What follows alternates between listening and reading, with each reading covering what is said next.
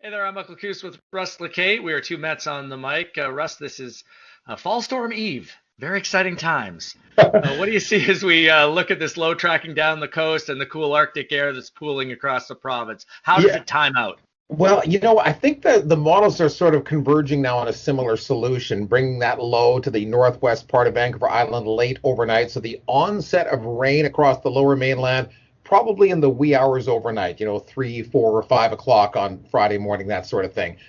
I guess the real X factor is how much of that cold air that's working its way through the Caribou right now towards the South Thompson, ultimately towards the Okanagan, how much of that pushes up against the backside of the Coast Range Mountains at the same time as the rain shows up? Because tomorrow it's largely a rain event for the lower mainland. We're starting to call it a BC storm because it's going to snow on the ski hills, it'll snow over the interior, snow in the mountain passes, but even some of the higher terrain around Metro Vancouver, it could get sleety, a little mixed rain and snow at times. The freezing level dips perilously low in the first half of the day tomorrow. And this is the interesting thing with this one. We're calling it a storm, but the actual low itself isn't that intense. It's not that Exactly. broad. It's not that deep, but it's the mixing of that That Pacific cold moisture air. and the cold, air that comes off the prairies. And that's why there's something there. Precipitation totals, even if it was all snow, which it won't be, obviously, what we talk about, 5, 10 centimeters of snow.